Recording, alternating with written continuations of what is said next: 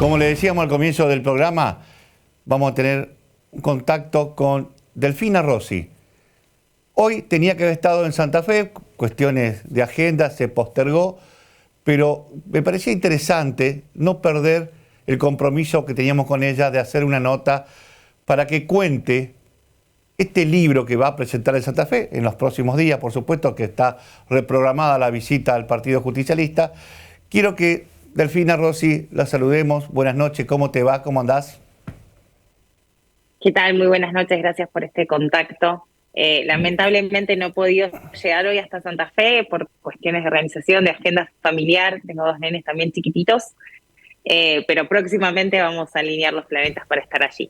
Por eso queremos anticiparle a la gente que ve muchísimo el programa Sin Mordaza, ¿de qué se trata este libro que va a presentar? Conducir al capital. Un título atrapante y que sé que en el mundo del peronismo tiene mucho que ver, así que contame un poquito de qué se trata este trabajo que has hecho.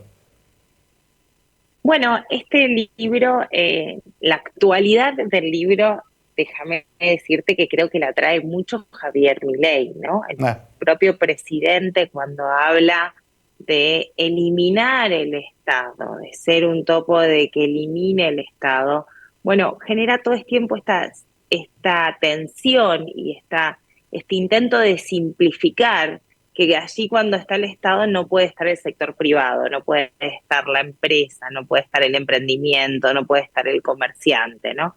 Y un poco la idea es salir de esa facilidad, que además es una falacia, es una mentira, y poder recorrer los gobiernos peronistas y los gobiernos kirchneristas, donde sí pues, estuvo el Estado presente, donde hubo una política de planificación, y eso fue muy beneficioso también para el sector privado, ¿no? Y de eso se trata un poco el libro. ahora, pero haces hincapié en la gestión de Néstor y de Cristina, que un poco ahí donde Ujú. avanzás un poco tu trabajo, ¿no? Sí, tiene la voluntad también el libro de entender cuáles son los principios de la economía política para un peronista, ¿no? Sabes bien que para el peronismo de Santa Fe no todos son iguales, ¿no? Muchos se dicen peronistas y, bueno, algunos han privatizado el Banco de Santa Fe, otros defendemos un banco público, ¿no? Entonces, esa discusión me parece que es válida darla y en donde yo resalto que sin enamorarse de los instrumentos, es fundamental tener en claro para qué gobierna el peronismo. Y no es para Mm. cualquier cosa, es para justamente generar una mejor redistribución de la riqueza, de los ingresos, y que por tanto se ponga el bien general, el bienestar de todos como principio y se busque que la economía responda a ese bienestar general, ¿no? Entonces, cuando el Estado se corre y deja que sea el mercado que regule a piacere instrumentos, insisto, como el Banco de Santa Fe, por ejemplo, en realidad se pierden herramientas para el fomento de las pymes, el fomento de la industria de Santa Fe, el fomento de los comercios, que haya, se entiende, inversión productiva y que se acompañe las infraestructuras que necesitan nuestros pequeños pueblos y ciudades. Eso yo creo que es problemático, ¿no? Cuando el Estado cede su rol de regulador, de ordenador, los que ordenan son las corporaciones, no es que no se ordena, no es Mm. que mágicamente el mercado ordena, ordenan otros con otros intereses. Y eso yo creo que termina atentando contra las formas democráticas que defendemos en nuestro país. Ahora, yo no tuve la oportunidad de leer el libro, pero hablas del peronismo, el peronismo de Perón, Sí. y hacemos un paralelismo del peronismo de Perón de allá del 40 y pico a lo que fue después el peronismo de Néstor y Cristina. ¿Se Sí. respetaron, se ayornó a los tiempos? ¿Cuál es la diferencia que vos ves del peronismo de aquella época con el peronismo de los últimos tiempos de Néstor y Cristina? Mira, a mí el primer paralelismo más claro de la relevancia de lo que tiene que hacer el peronismo cuando gobierna, me gusta sintetizarlo de la siguiente manera. Perón establece el estatuto del peón rural, ¿no? Muchas personas en la Argentina del 45 eran explotados en los campos y no tenían ningún derecho, ni de cuánto tenían que pagar, ni eran reconocidos como trabajadores y trabajadoras. Cristina Fernández de Kirchner recién en el 2013 consigue aprobar la ley de trabajadoras de casa particulares, ¿sí? Trabajadoras que nadie las reconocía como tal, que no tenían derechos, que no tenían aportes, que no tenían obra social y que parecía que te estaban haciendo un favor yéndote a limpiar tu casa o cuidándote a tus hijos. Eso es el peronismo. Es la incorporación de los trabajadores al Estado con derechos y reconociendo que hay que poner un límite a la explotación de determinados sectores o sistemas, ¿sí? Esa es la continuidad quizás más clara que podemos encontrar en estos ejemplos simbólicos, ¿no? Luego una continuidad clarísima, importantísima a la hora de gobernar el capital, es incorporar en la gestión pública el largo plazo, la planificación, el entender hacia dónde va el mundo y hacia dónde se tiene que colocar la Argentina. En el peronismo lo vimos más claros con los planes quinquenales y el plan trienal, pero la verdad es que Néstor Kirchner llegó y armó un ministerio de planificación, ¿sí? Ujú. Cuando ahora el ministerio se llama de destrucción del Estado prácticamente, de desregulación del Estado, el ministro Sturzenegger tiene, ¿no?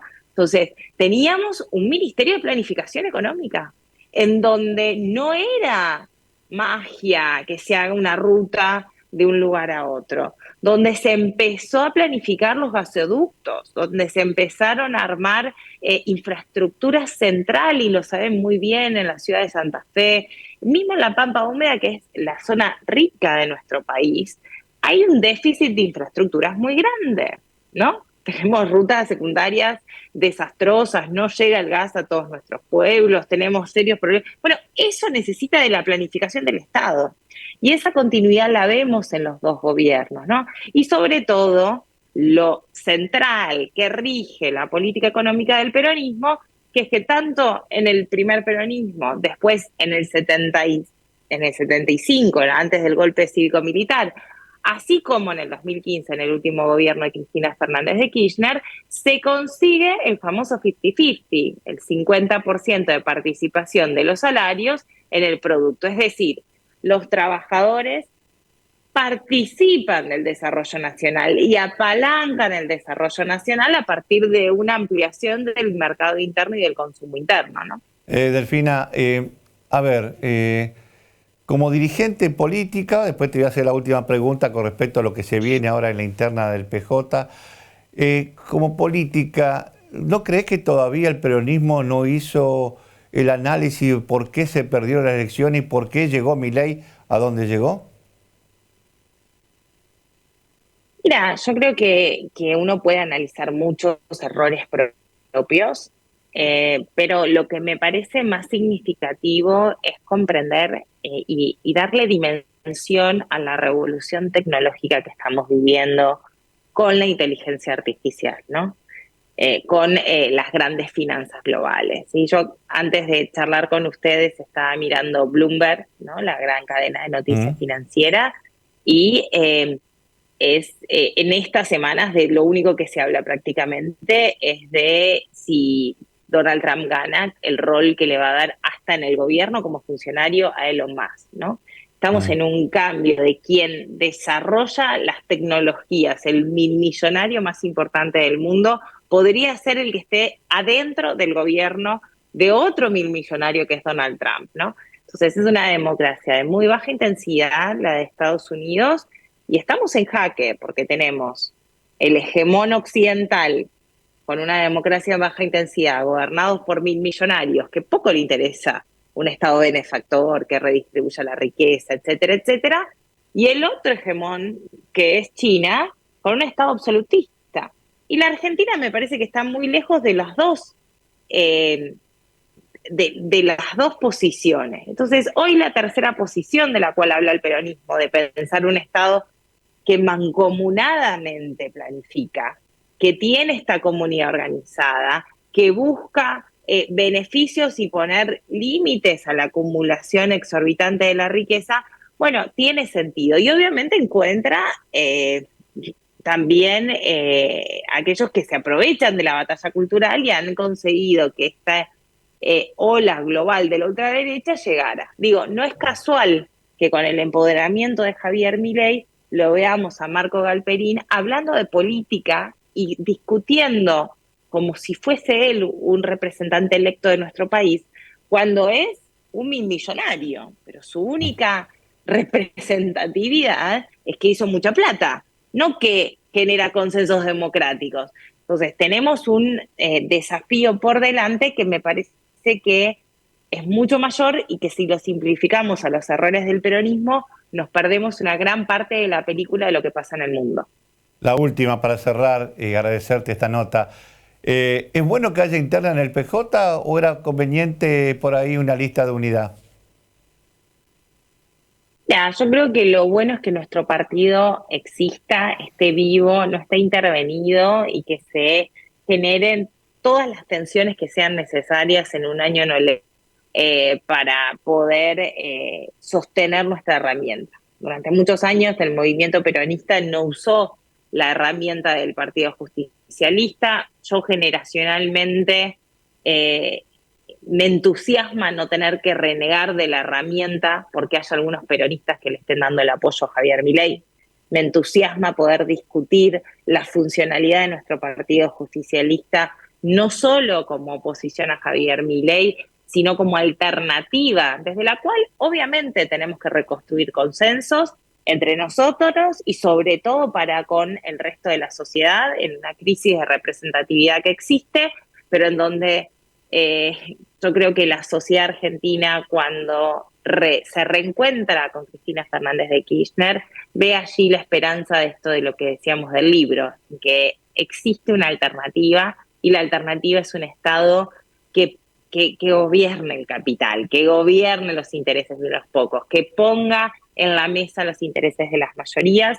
Yo creo que la memoria emotiva de nuestro pueblo sigue estando en Cristina y ella no es solamente es el pasado de lo que grandes cosas que se hicieron, sino también es que tiene una lucidez en mirar hacia el futuro que me parece que nos va a permitir reconstruir esa esperanza necesaria para que el enojo que sienten muchos argentinos y argentinas desde esta crueldad constante se transforme en la fuerza de la renovación que necesitamos. Delfina, muchísimas gracias por estos minutos. Por favor, gracias a ustedes.